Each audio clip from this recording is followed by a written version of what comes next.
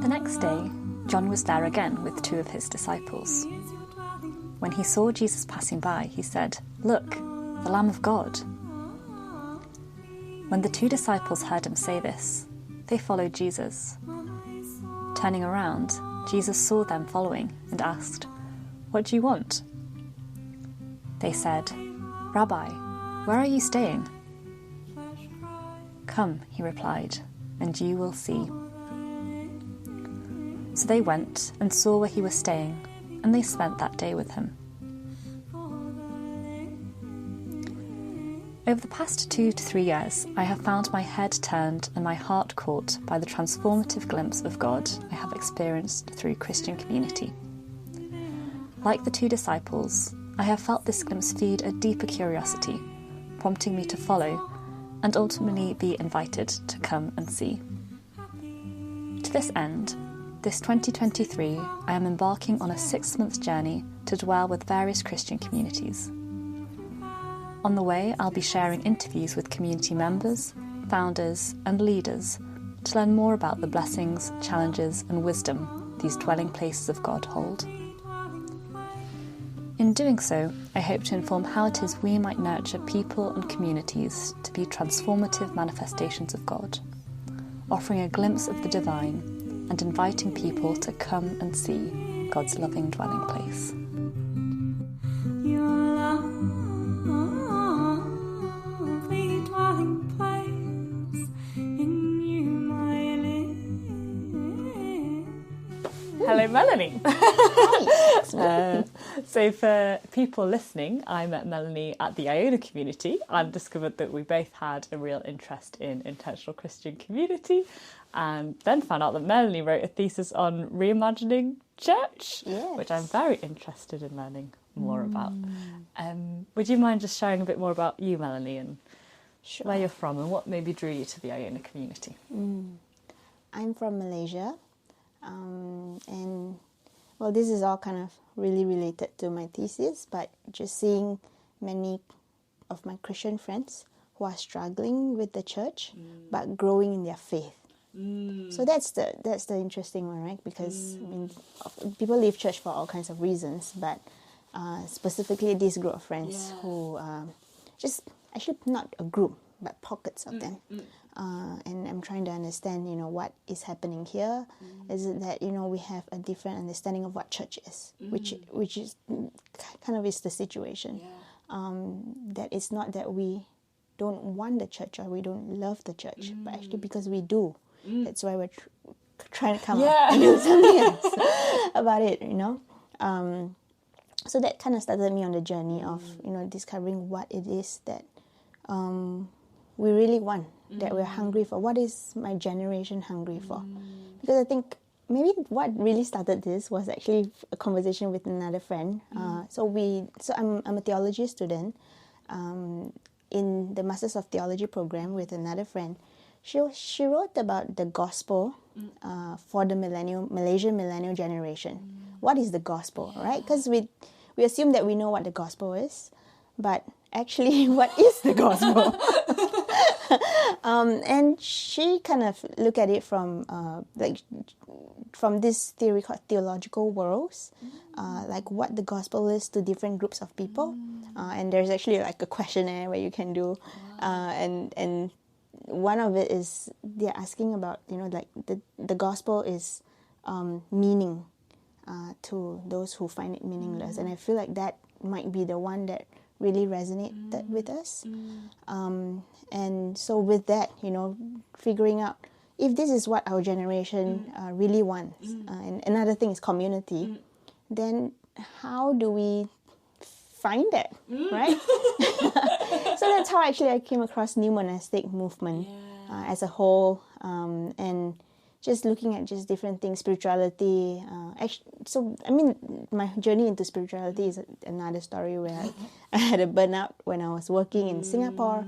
And so when I came back, somehow just got connected with the spiritual direction kind of people and got to know this spirituality stuff and realized, this is really what we're looking for, like something real, not just something that we're told, but really finding meaning, and real connection. Yeah.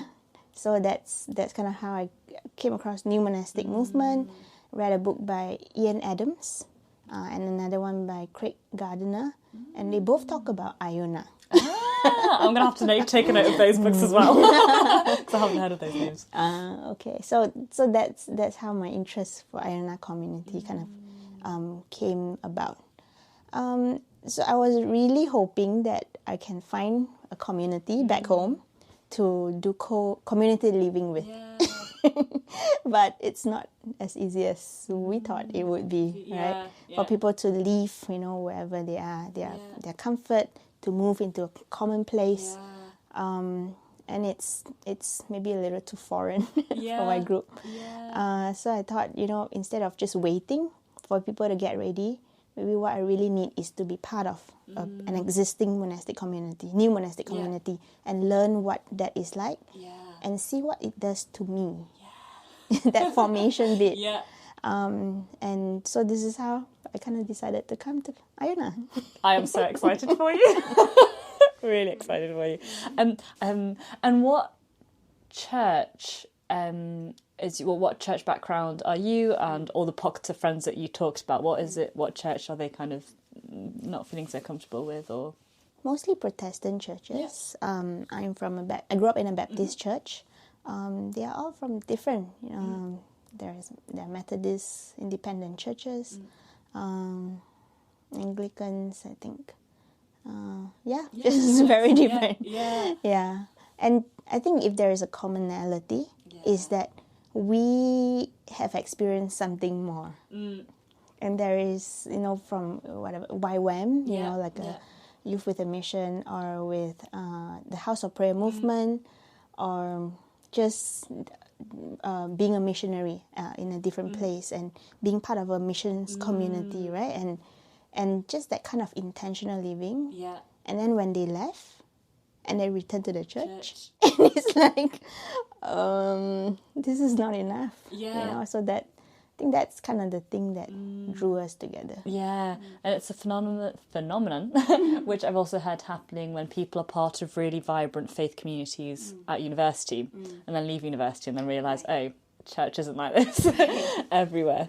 Right. So as part of your thesis, you said you interviewed 8 people? Yes.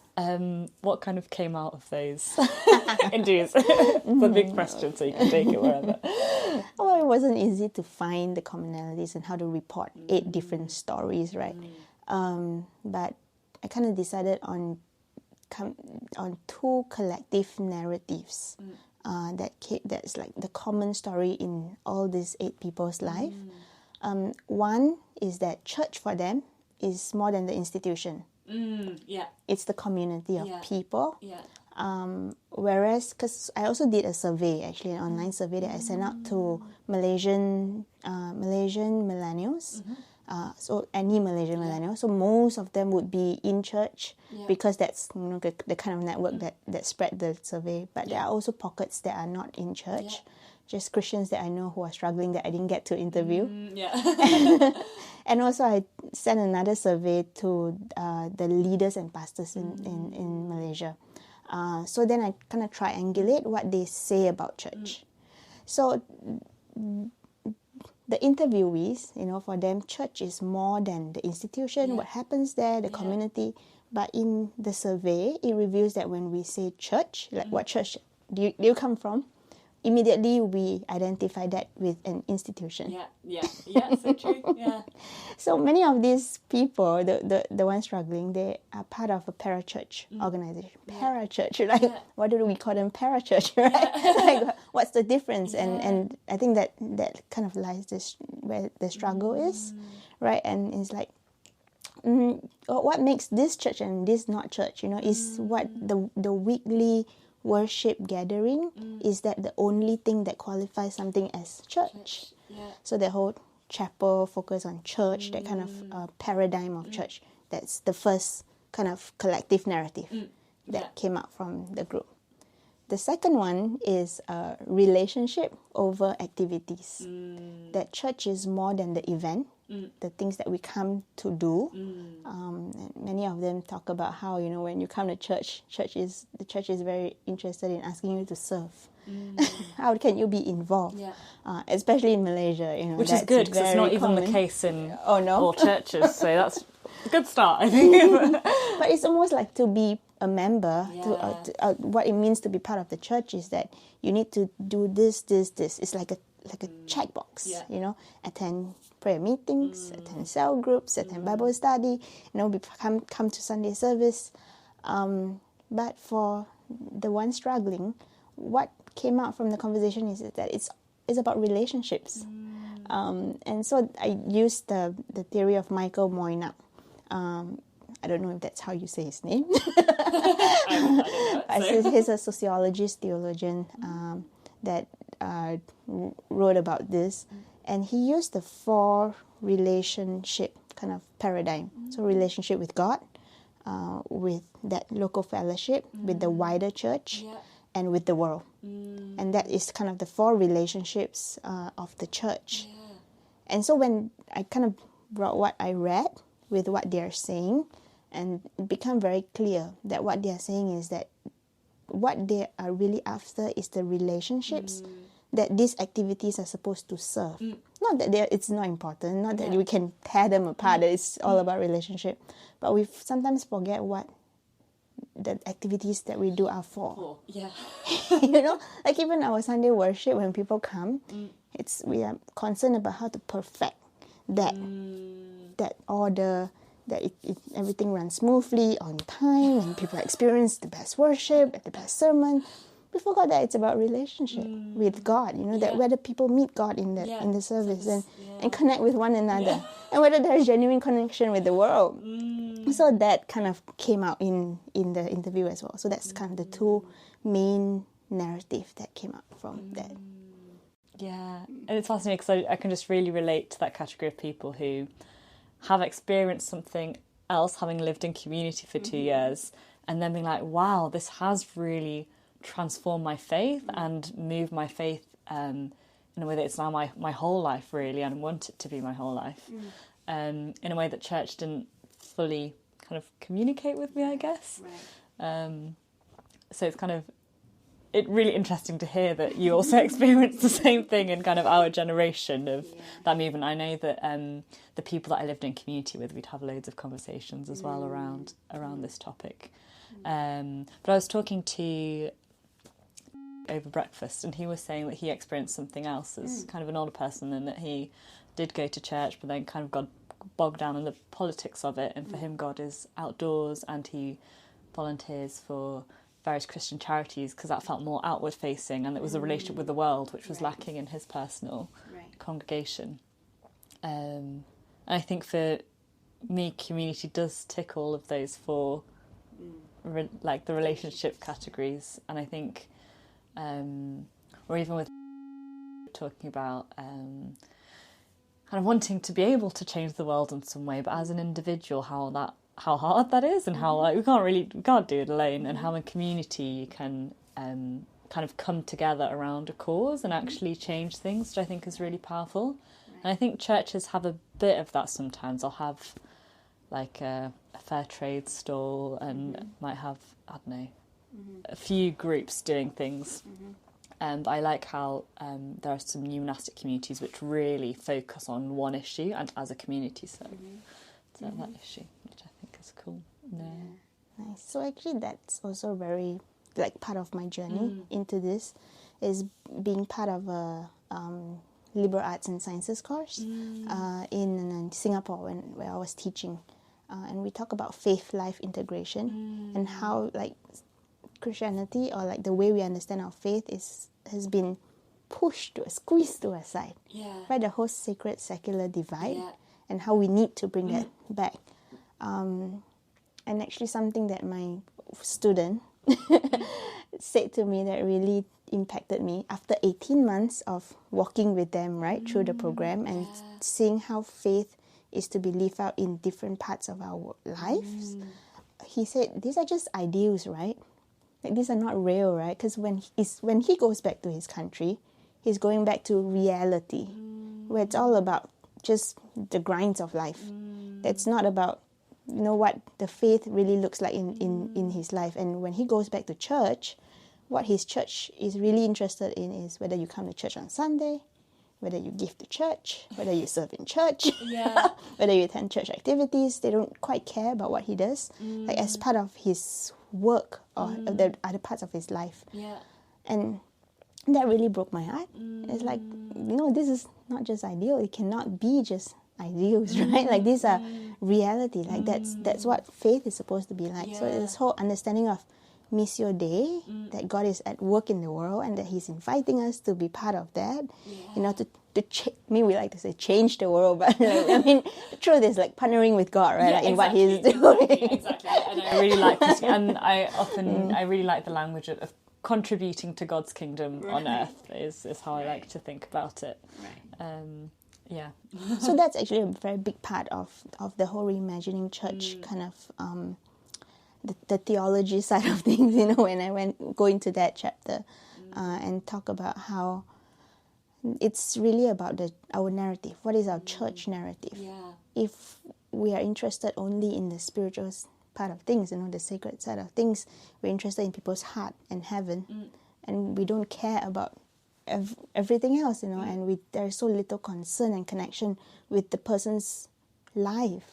Like, the things that they do, the things that matters to them, like you say, like our generation, right? Like that, the real impact in the world, and really rethinking that.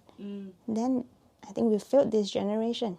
And which is why if the church is not relevant to Christians in our generation, how can it be relevant to non-Christians? Very good point. Our gospel don't even make sense to the world anymore. unless we live it out, embody it in a way that makes sense in the world, and which is what, like, I think with Iona, with new monasticism, with what you're saying, your communities that you're part of. I think it's about that. It's about embodying the faith, the gospel, in a way that makes sense. And I think community really helps with life faith integration. And I think for me, living in community really was important for me in that. And now I can live out of community, and the life faith integration has been made, I guess. And so I strive to still live by it, but I still find that community helps in that sense. And what you were saying reminded me of a conversation I had with someone who I lived with as part of community, and we talked about almost how the church has become too secular in a way, that it's been made easy. You go to Sunday church and you read and you serve, you give to charity, and then you can go to work and do whatever you want with the rest of your life. That it's almost been made too easy. And I don't know whether you've heard of the book Irresistible Revolution. You'll have to read it. But the author Shane Claiborne also talks about kind of youth dropping off, and how it's potentially because we've made the gospel too easy and people don't see the meaning of it anymore. Whilst when you actually enter into what the gospel is really calling us to do, then the youth will probably want to rise up to the challenge of it, or you kind of hope so. And then it has real meaning. It's not just a slightly extra thing to secular life. It's not just an ornament to the life. That's a good way of putting it. And do you have any theories as to why? I mean, do you think it's unique to our generation, or do you feel like it's just we're aware of it because it's our own generation? Do you have any theories around why there are people our age who are striving for something else? And do you think the other generations were striving for something else, or do you think it is unique to... There are so many theories about this. In fact, like with my thesis, right, the trouble is to just choose one to write on. I think I see a lot of people in Gen X struggle with this. If we're talking about a generational theory. But I think this is this is a struggle that's always been there. Like, and in a sense, that's what the monastics did, right? Yeah, it's true. Yeah, They feel the same sense of struggle, dissatisfaction. yeah, They left. Yeah. They form communities. yeah, And, I mean, it's not something very new. I think maybe tying it to the millennial generational theory is that with the millennials, I think maybe we are louder and we are more comfortable disagreeing with like our previous generation, like the difference with, especially in Asia, right? With Gen X, you see them more like quiet quitting, like they would do the minimal, and slowly just come for one service and just slowly disappear, or just keep the minimum so that you don't bother me and call me every week. But with the millennials, we're like, no, this is not right, or like we leave, or I think that just becomes more pronounced in our generation. But I don't think it's anything new to say. Yeah, I have theories about it in Asian culture specifically, but there's so much there. I don't know if you want to really go there. Oh, well, you can summarize it. Really? So one of it is about digital disruptions. I was part of this class in the seminary where we talk about this. And one of it is that we live in a network society. Yeah. There's no real gatekeepers with the internet, right? Like you can say whatever you want. Yeah. You can post whatever you want. You can't tell someone, don't do this. Yeah. They would do it. Yeah. You can't tell them, like while I was in youth group, it's like the denominational separation is quite strong. Like it's like, okay, you're not supposed to have combined services with people of another denomination. But now who cares? Yeah. And in schools, right, like with Christian fellowships and stuff, you mix with people from different denominations and stuff. So it's that freedom that people have, that choice that people have, and that it's just a sense that there's just the whole gatekeeper thing, right? There's no way you can say no to something.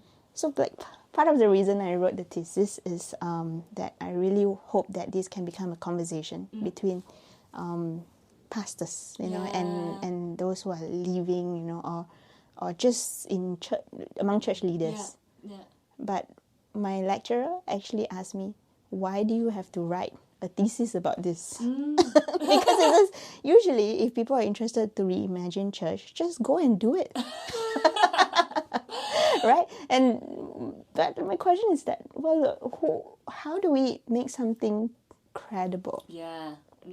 And I think like with the whole gatekeeper thing, right? It is this, right? That it's somehow so free that anything goes, that even cults it's easy to be born, right? But how do we navigate this space? And I think that's one of it. In terms of digital disruptions. Yeah.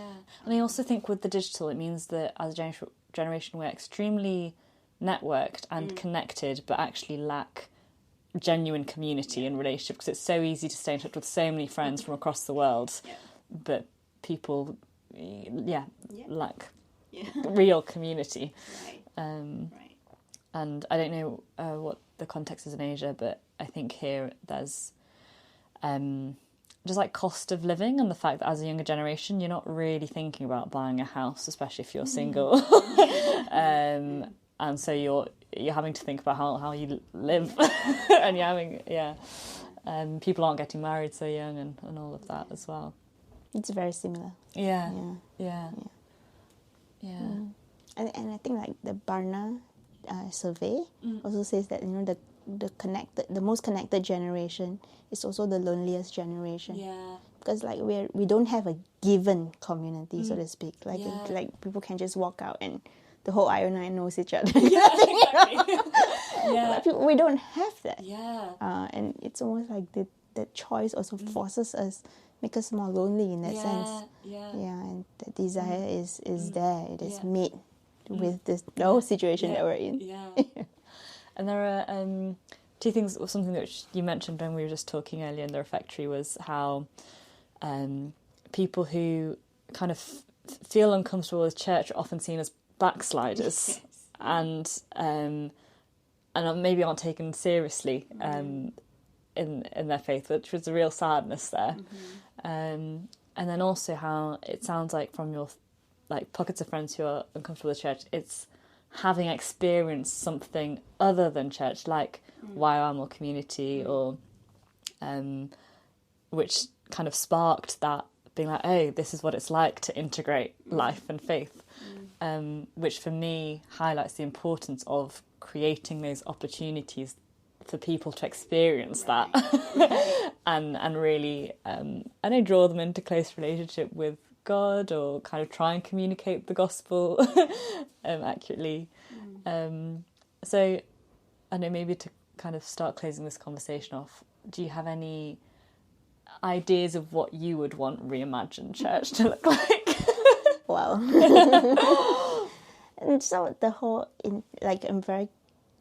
I'm very careful not to prescribe any model, even in my thesis, because I think it's not about a model. I think it's about discernment, discerning how God is leading a person and also a community. So that communal discernment, which is again what draws me to new monasticism, or even not new monasticism, like just old monasticism, because they have to. It's the chapter house, right? Like they have to deal with communal decision making. And so I think it's a big part of it is that, I hope that it's a discernment shaped church. The Anglicans have a mission shaped church, and I think maybe instead of mission being, almost sometimes missions can be our idol, actually, right? But it's moving from that to discernment shaped church, like just really learning how to discern how God is leading a person and a group. So I think that's it's not a model, but that is kind of the process or the emphasis there. But for myself, what I really hope back home to have is, well, maybe a little bit like what Iona is doing. I think with the fresh expressions in UK and what I think many churches are kind of doing that, is that I hope to have just a community, like a real community living kind of space. I'm thinking, for the retired people. Or more and more of my friends are Christian singles who are growing older, right? And it's having to maintain or buy a house and maintain that, and it's just, it doesn't make sense economically, and it's also not safe because as you grow older, if you fall, who knows? You are stuck in your own house. So that, and also empty nesters, so more and more. I mean, in Asia, it's not as common to move out from your parents' place, right? And so, but there are those, who are older and their children are not with them, and again, their money are stuck with the property. So that, and just people who desire a deeper community, and a deeper devotion to God in their old age, or even young. So for all that to come together, I mean, the thing about retirement, retirees is that they are there. They are so available, right? And they're at a place in their life where they are ready to have that, as compared to many younger people in Asia and Malaysia, specifically. So for that to come together, so it's like a monastery, a retirement village with like a cafe during the day, a bakery, and then a lounge at night, so for people to relax, play music, have fun. There's a community hall where different activities can be done. They can share their wisdom, they learn dancing, or just learn singing, and then have regular recitals that the communities can come to. Farming as part of the community, to farm your own food, make healthy food and sell that, which is very rare in Malaysia. Healthy food. and a library. Yeah. And so like the whole idea of this is also kind of, when I kind of dream up this idea, it was with the people in mind, like the people I know, the things that they carry. Yeah. So one of the things is a pastor that I know who left pastoring because he says that he's not pastoring in the role of a pastor. He's more like running an institution. Yeah. He don't get to have that connection with the people that he wanted. So he left that and he started something that like a turning point academy. You know, so for young people who cannot afford university or scholarship, but giving them a chance for free education. So they work like 4 to 5 days a week, and then on the weekends they learn, and then at the end of 1 or 2 years they get a diploma, so that there is progression, right, in their career, or social mobility in that. So his dream is to provide free education. So I'm kind of mixing his idea with this community. Yeah. It's like, what if this community can provide the job opportunities for, like internship opportunities for his students? Yeah. Because in that space, there's hospitality. You know, you can learn to cook, bake, brew, farm. Yeah. Also bringing like a daycare center, so for the old and the young to come together. So there's teaching involved, there's administration, there's HR, accounting, everything, right? In a community village like that. So then it kind of provides the opportunity for internship for the young people, and also for the homeless. Because another problem that we see in Penang is that the YWAM is that they provide there's like a soup kitchen for the homeless, but we're always looking for what is the long-term solution for this, you know, and we're always looking for employment for these people, for people who are willing to employ them. So why don't we create the jobs? You know, job creation is a big part, I know, of like my passion, and create jobs for them, and that community can be that. And if we can find affordable accommodation, they can find a house as well. You know, it's ideal. Like it's almost too ideal. Yeah, but then I find it very inspiring to. And so I am visiting various communities and therefore in touch with some founders of communities, and how it all stemmed from an idea and often feeling called and discerning the creation of a community, and how often I think it's probably kind of someone with a friend or like there is some support, but how it can really grow. And I think, some communities rise and fall, some communities last for ages. I own a community, it's quite old now. But I find that so inspiring, and it just takes a person, a group of people to start. A crazy group of people. Yeah, crazy group of people. Well, in this book, Irresistible Revolution, he says that as Christians we should be ordinary radicals, which is quite a good expression. And I like how you touched on how, maybe often as churches we focus on the soup kitchens and that level of things, but as I think it was Martin Luther King Jr. said, talked about the parable of the Good Samaritan and how you can pull the people out of the ditch and look after them, but if you're having to always pull people out of the ditch, then maybe you should look further up the road to Jericho and see what the problem is up there, and kind of mend the whole of the road to Jericho. I haven't retold that very well, but I kind of like it a lot as a I really like that parable. I read one, what do you call it, like a commentary on that is so mind-blowing. About, he says that who is the real, like the Good Samaritan, right? Like it's the where does the church come in, so to speak. So oftentimes we were told almost like to be like the Good Samaritan, right, to the person who is wounded and broken. But I forgot exactly how he said it, but something like the Good Samaritan is actually Jesus that brought the wounded person to the inn. But we never thought about the innkeeper who actually takes care of the person. Right? And actually that is maybe that, like with the whole that parable is, if we can shift the attention, right, to the inn, and that is, you know, who, because Jesus was answering the question, love your neighbor. Who's your neighbor? Who is your neighbor? You know, and that innkeeper, it really coincides with what you're looking at, you know, like community and a place for people to heal, a place for people to, be whole, and experience the gospel.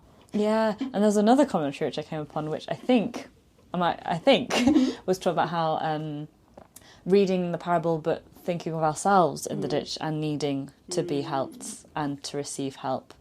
And I think the community I was a part of in Cambridge has beautiful emphasis on both giving and receiving, and how it is that we receive so much from community and receive so much from others. And on my way to Iona I was reflecting, because it was a very long kind of lonesome journey, and I was thinking, today I haven't had the opportunity to bless and be blessed by people because I haven't really spoken to anyone other than in prayer, and how for me community represents a cycle of blessing and being blessed, and seeing God in the face of people is a big one. But yes, community. And I hope that we can stay in touch and see how our kind of projects can maybe grow. But thank you so much, Melanie. Thank you so much.